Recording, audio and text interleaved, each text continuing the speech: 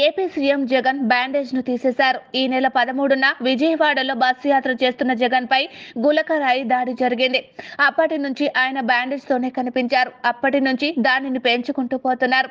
దీనిపై రకరకాల ట్రోల్స్ నడిచాయి. కోడికత్తి 2 డ్రామా ఎపిసోడ్ అంటూ నెటిజన్లు ఎక్కువగా కామెంట్లు పెట్టారు. రాజకీయ ప్రత్యర్థులు అయితే ఈ పోస్టులను వైరల్ చేశారు. అయితే తాజాగా ఎన్నికల మేనిఫెస్టో ప్రకటన కోసం మీడియా ముందుకు వచ్చిన జగన్ బ్యాండేజ్ ను తీసేసి కనిపించారు. జగన్ రాష్ట్ర వ్యాప్తంగా మేమంతా సిద్ధం పేరుట బస్సు యాత్ర చేపట్టారు. పులివెందులలో యాత్ర ప్రారంభించారు. శ్రీకాకుళం జిల్లా టెక్కిలిలో ముగించారు. దాదాపు 25 పార్లమెంటు స్థానాల్లో మేమంతా సిద్ధం బస్సు యాత్ర చేశారు. అయితే విజయవాడ సింగ్ నగర్ సమీపంలో జగన్ పై గులకరాయి దాడి జరిగింది. అదే రాయి పక్కన ఉన్న మాజీ మంత్రి వెల్లంపల్లి శ్రీనివాస్ కు తగిలింది.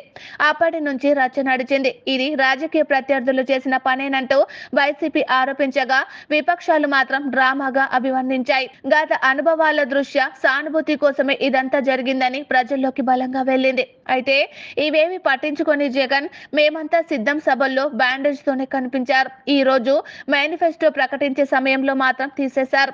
దీంతో ఇదో వైరల్ అంశంగా మారిపోయింది.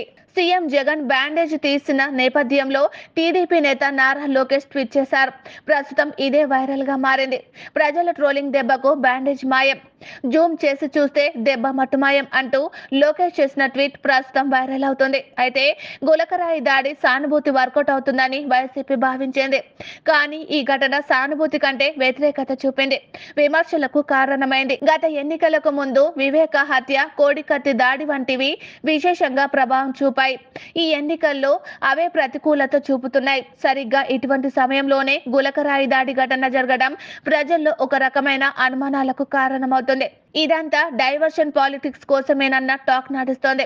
ఇటువంటి పరిస్థితుల్లో జగన్ బ్యాండేజ్ ను తొలగించడం